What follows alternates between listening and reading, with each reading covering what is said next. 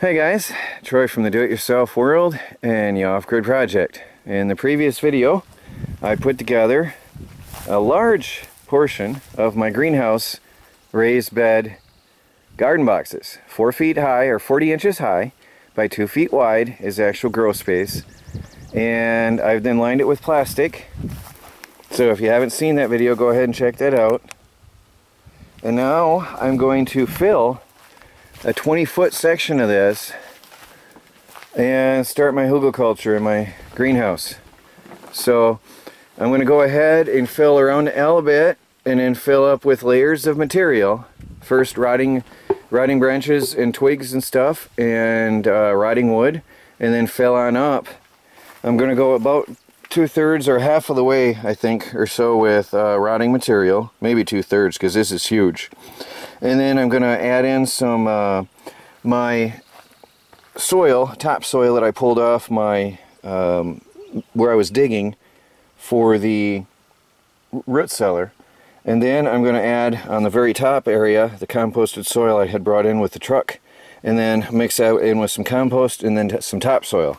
So we got a lot to do, and I hope to get planting tonight. So let's see if we can make it happen. So first, I'm going to use old rotting pallet wood and materials. Oh, the wind is fighting me on my shelter.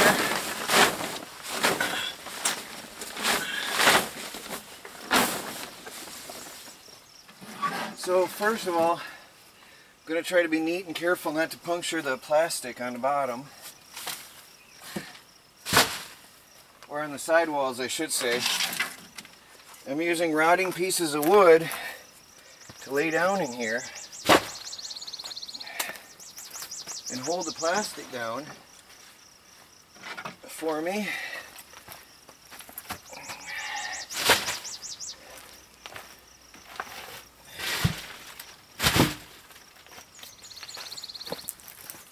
And then as this decays, it's going to provide nutrients for the plants that grow in here.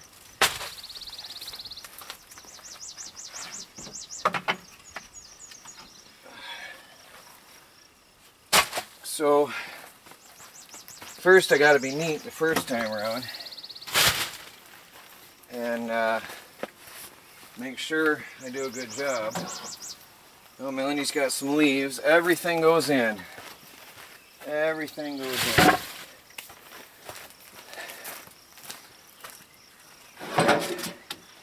All these pieces of pallet that I kept are perfect now for this job. Cut-offs.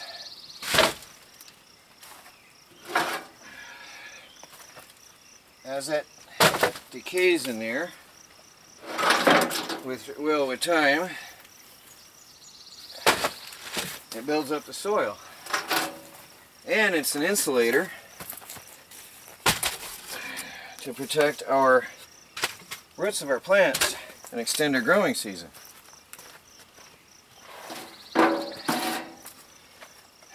got some with nails. I just put them in the middle.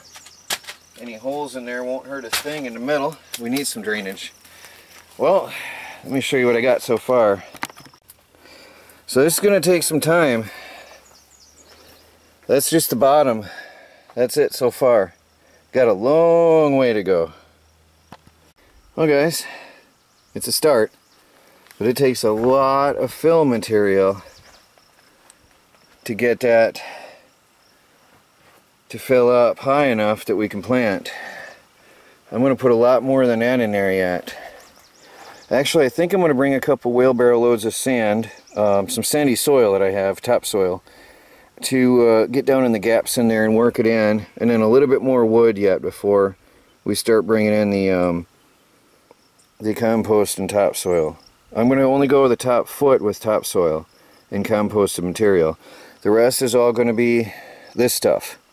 Rotting tree pieces and logs and pallet pieces. So I've got a wheelbarrow full of rotted tree bark. That's going to go in here. This was in a pile I had put aside for my garden pathways, but Now I'm going to put it in here for my garden.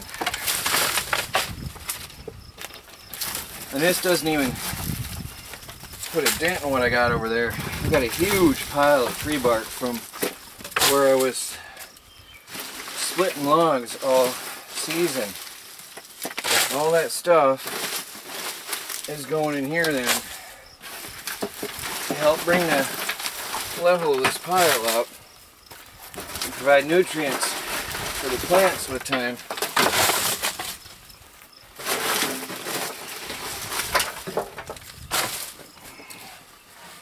There's a lot of advantages to the raised bed like this.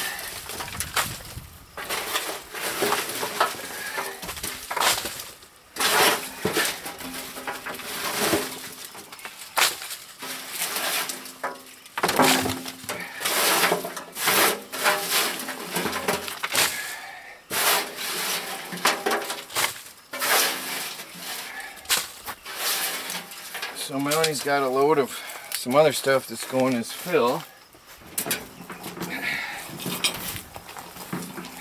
Excuse me. I'll wheel it back. This goes in here, and then I'll give you a peek of all that in a minute when I'm done emptying this one. Well, this is more pine needles, so that goes down lower. Pine needles and tree leaves.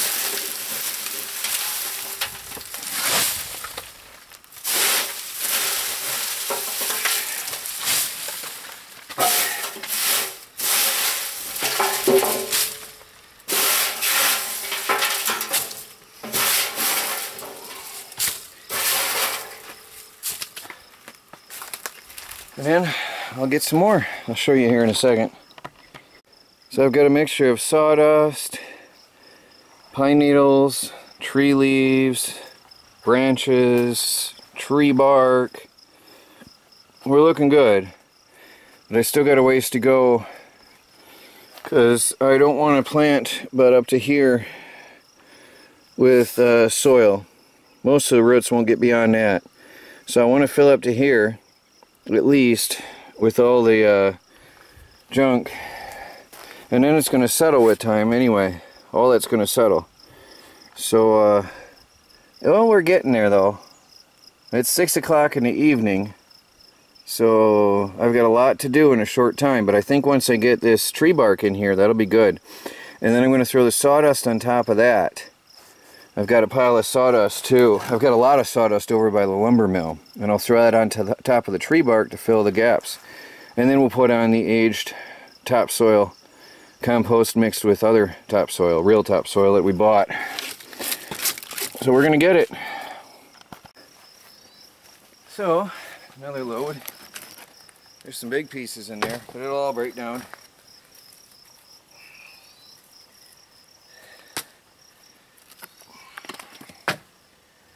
It'll all break down and become good soil. The worms are loving it. There's a lot of worms in here.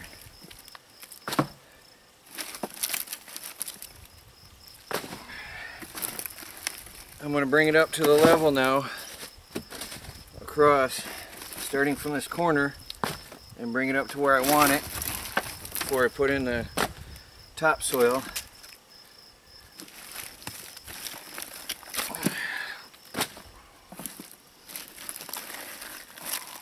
It's awkward by hand, but it's even more awkward with a shovel.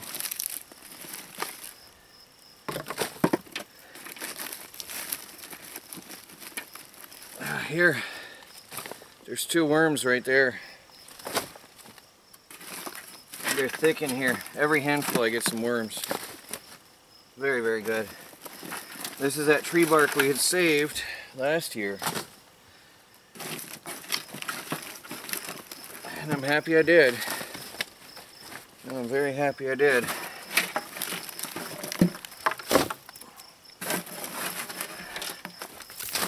Yeah, that's about the level I'm going to have it. And then comes the soil. I'll bring it across to this level, all the way over to the back.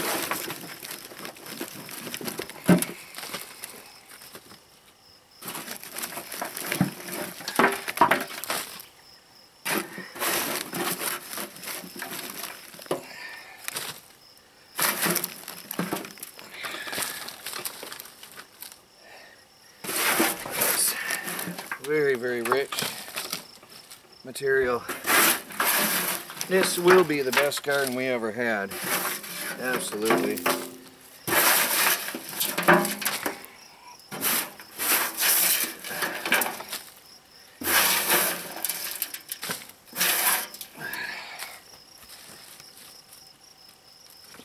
Oh, this is full of worms.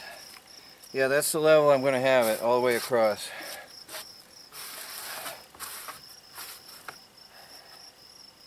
So, then of course it's going to settle with time, and we'll keep adding more on top. And then, on top, we'll sort of get the back to Eden style thing going on. See, that's right there where I want it. Right here. And then we'll start putting on that aged composted material, and then our compost with topsoil. I know I keep repeating, but anyway, I'll get to it.